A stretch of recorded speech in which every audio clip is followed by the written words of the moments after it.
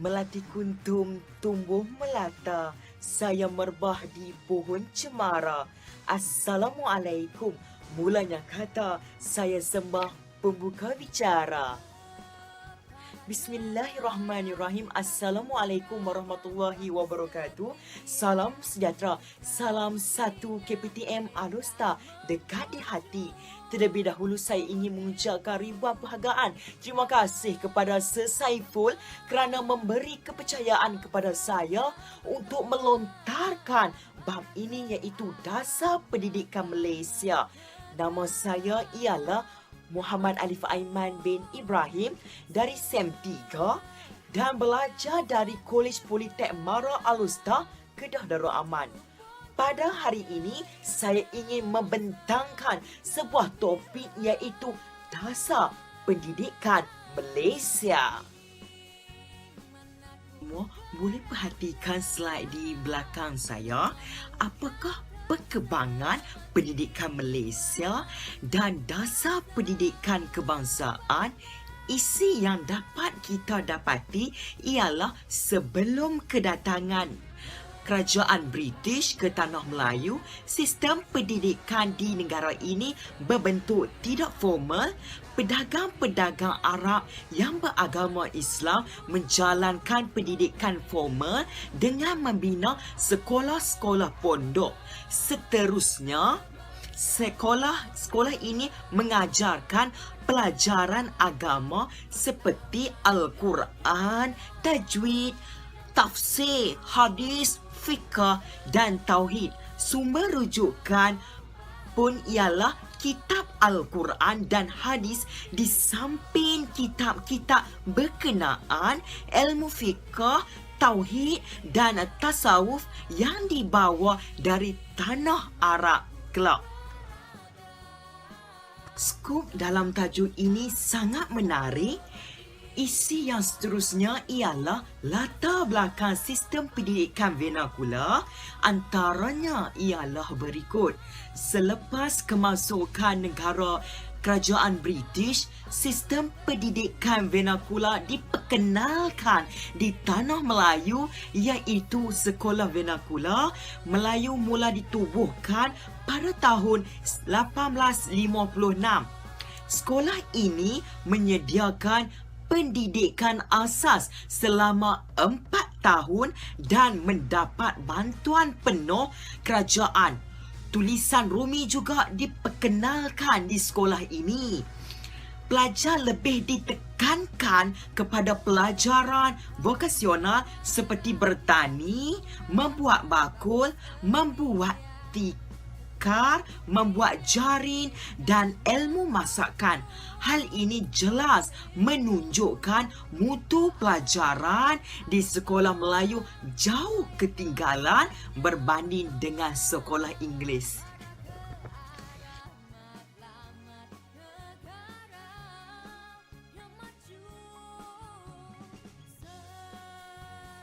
Di samping itu, kita pergi ke bahagian sekolah vernakular Tamil ditubuhkan selepas kemasukan buruh India ke Tanah Melayu untuk bekerja di ladang. Namun, bilangan pelajar di sekolah ini amat rendah kerana sikap ibu bapa yang kurang terdedah kepada kepentingan ilmu dan pendidikan. Sekolah ini mendapat bantuan dari kerajaan di bawah enakmen buruh 1912.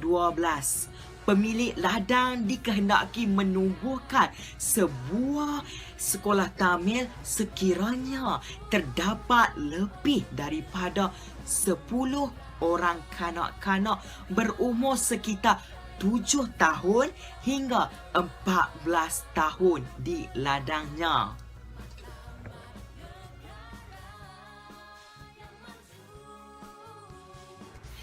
Seterusnya, kita sambung tajuk kita pada hari ini ialah latar belakang sistem pendidikan di negeri Sabah. Sebelum tahun 1963,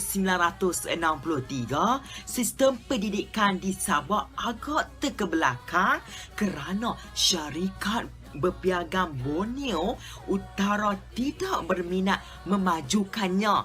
Pada tahun 1883, sebuah sekolah Inggeris ditubuhkan di bawah kelolaan Gereja Katolik di Sandakan Sabah. Pada tahun 1909, Jabatan Pelajaran ditubuhkan di Sabah untuk mengawasi perkembangan sekolah persendirian Mubalir, Kristian dan sekolah Cina. Secara keseluruhan, pada peringkat awal sekolah di Sabah ini dibiayai oleh pihak-pihak persendirian tanpa bantuan daripada syarikat. Pada tahun 1955, laporan WUHID dikeluarkan atas tujuan ialah isi yang pertama, dapat memberikan peruntukan kewangan kepada bidang pendidikan. Yang kedua, meningkatkan lagi mutu pendidikan sekolah rendah, menengah, vokasional dan dewasa.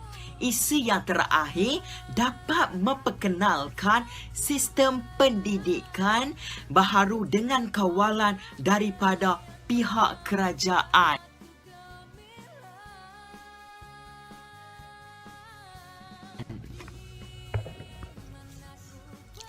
Seterusnya, latar belakang sistem pendidikan di negeri Sarawak.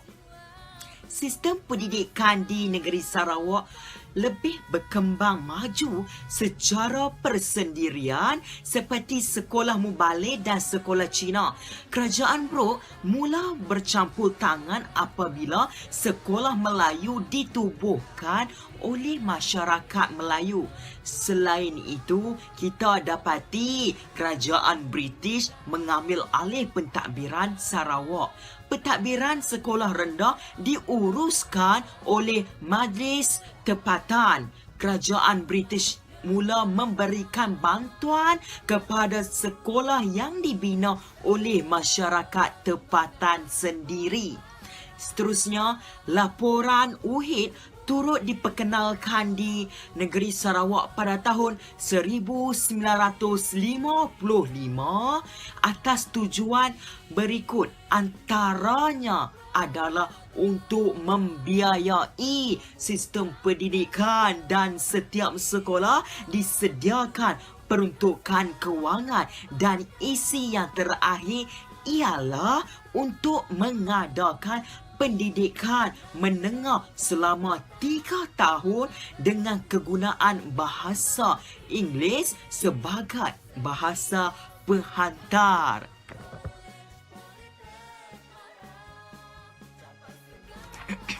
Dasar-dasar pendidikan peringkat awal ialah dasar pendidikan negara semenjak sebelum merdeka. Antaranya ialah pada tahun 1946 ini dirancang oleh Cheesman, iaitu sekolah Inggeris sebagai asas penyantuan persekolahan di tanah Melayu dan tidak dapat dilaksanakan dengan baik. Seterusnya, pada tahun 1950 ini dirancang oleh penyata Bernes, iaitu yang pertama, persekolahan peringkat rendah digunakan sebagai usaha penyatuan dan agen pembinaan bangsa Melayu. Yang kedua, dapat menggunakan 2 bahasa penghantar, iaitu bahasa Melayu dan bahasa Inggeris. Yang ketiga, peringkat sekolah menengah akan menggunakan bahasa Inggeris sebagai Yang ketiga, peringkat sekolah menengah akan menggunakan bahasa Inggeris sebagai bahasa penghantar. Di samping itu, pada tahun 1951 ini dirancang oleh penyata Fenhu adalah untuk yang pertama sekolah Cina dikekalkan untuk membina bangsa yang bersatu padu secara berasingan. Yang kedua, membentuk sekolah kebangsaan, tetapi sekolah Cina dibenarkan untuk mengurus secara berasingan. Selain itu, pada tahun 1952 dirancang oleh Ordinan Pelajaran adalah untuk yang pertama hasil semakan penyata Bernes dan penyata Fenhu. Yang kedua ialah sekolah vernakular Cina dan Tamil tidak termasuk dalam sistem pendidikan kebangsaan.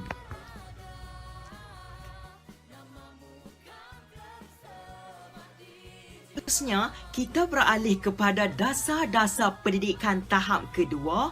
Selepas pilihan raya 1955, Parti Perikanan yang memegang kuasa pentadbiran telah memperkenalkan satu sistem pengajaran seragam. Jawatankuasa pendidikan yang dipengerusikan oleh Tun Abdul Razak bin Hussein, Menteri Pelajaran, telah mengeluarkan satu penyata yang dinamakan Penyata Razak pada 16 Mei tahun 1956 dan penyata ini diluluskan oleh Majlis Mesyuarat Perundangan Persekutuan.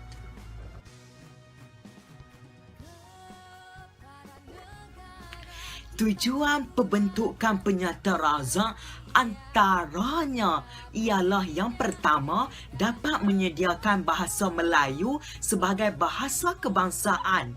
Yang kedua, dapat melahirkan perpaduan antara kaum sebagai rumpun bangsa tanah Melayu. Yang ketiga ialah dapat menyediakan satu sistem pengurusan pendidikan yang lebih cekap dan berkesan. Dan isi yang keempat ialah dapat mewujudkan masyarakat yang berdisiplin, terlatih, bertoleransi, liberal dan progresif yang berkesan kelak.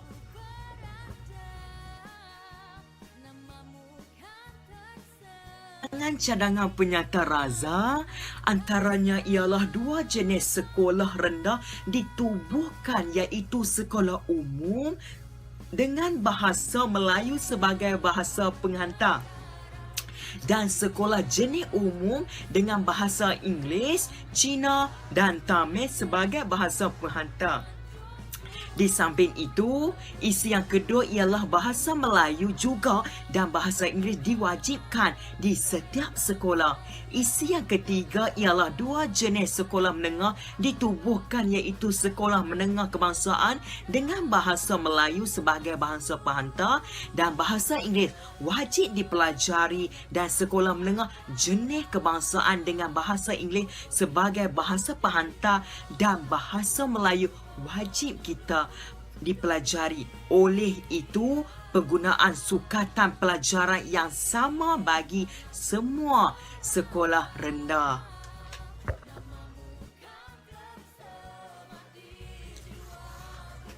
Cadangan-cadangan Penyata Rahman Talib kita boleh faham dengan sehabis baik. Isi yang pertama ialah dapat menjadikan bahasa Melayu sebagai bahasa penghantar di sekolah dan universiti. Isi yang kedua ialah memberikan pelajaran percuma untuk sekolah rendah.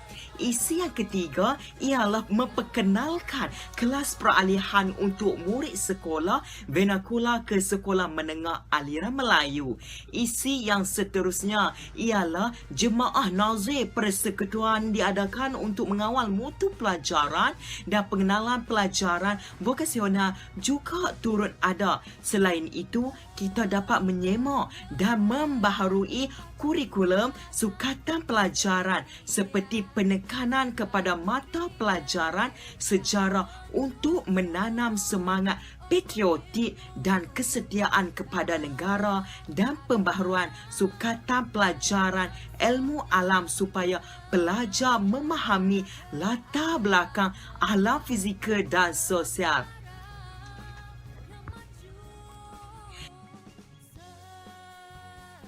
Kita kita pergi ke seterusnya, rasional, objektif, matlamat, pelaksanaan dasar pendidikan kebangsaan.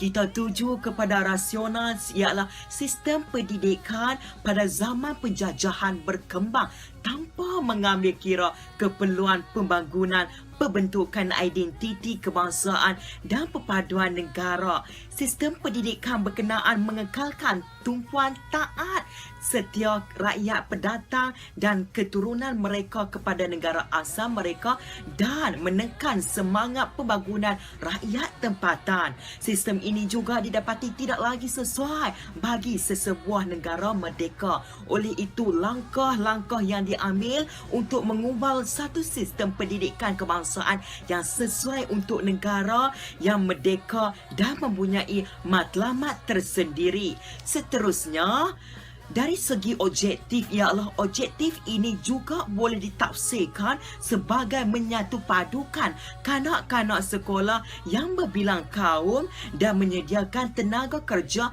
tenaga rakyat. Ialah istilah yang digunakan oleh laporan jawatan kuasa kabinet bagi keperluan ekonomi. Di samping itu, dari segi matlamat adalah dasar pendidikan negara sebenarnya.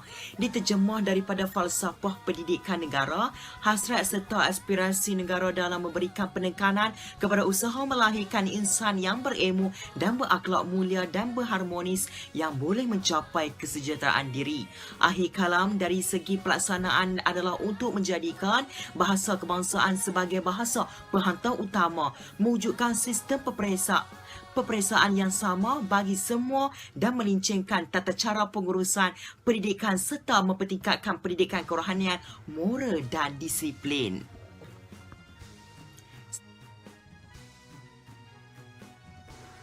Sistem pendidikan aneka jurusan dimulakan pada tahun 1965 yang digubal berlandaskan laporan Aminuddin Baki. Antara sistem ini tujuan untuk yang pertama menaikkan umur berhenti sekolah kepada 15 tahun, memberikan persediaan kepada pelajar untuk menjawab pekerjaan yang sesuai.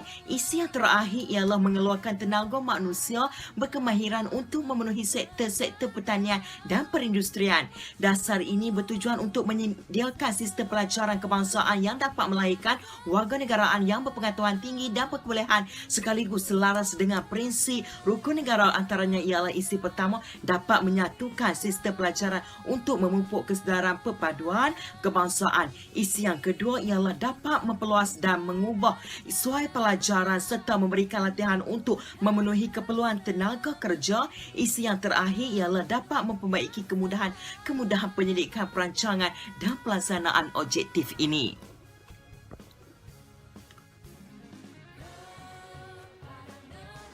Sambung seterusnya. Laporan Kabinet tahun 1979. Melalui Laporan Kabinet 1979, beberapa pembaharuan dan pengemaskinian dalam sistem pendidikan telah dilaksanakan seperti isi yang pertama adalah penegasan kepada pendidikan asas 3M, iaitu membaca, menulis dan mengira. Isi yang kedua, penegasan kepada kurikulum ala Malaysia. Isi yang ketiga ialah peluang melanjutkan persekolahan bermula usia 9 tahun sehingga 11 tahun dan melincingkan tata cara pengurusan pelajaran untuk meningkatkan mutu pelajaran secara keseluruhan.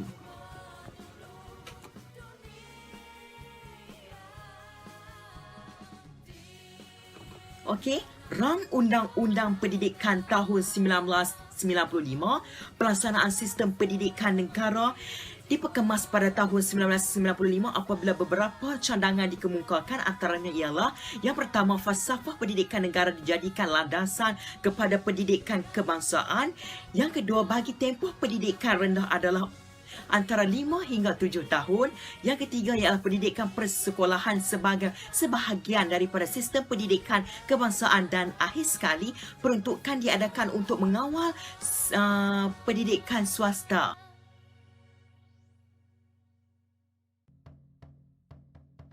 Akhir sekali, perkembangan umum sistem pendidikan di Malaysia pada fasa yang pertama tahun 1961 hingga tahun 1970, perkembangan bilangan pelajar sekolah rendah meningkat daripada 211,000 orang kepada 938,000 orang. Isi yang kedua ialah pada tahun 1964, peperiksaan masuk ke sekolah menengah telah dimasukkan. Pendidikan menengah rendah diperkenalkan yang bermula daripada tingkatan 1 hingga tingkatan 3. Pelajar diberikan pendidikan provokasional seperti seni perusahaan, sains pertanian, sains rumah tangga dan perdagangan di samping pelajaran akademik yang lain. Isi yang terakhir adalah pada tahun 1969, Datuk Abdul Rahman Yaakob, Menteri Pelajaran, telah mengumumkan rancangan menukar sekolah aliran Inggeris kepada aliran Melayu secara berperingkat.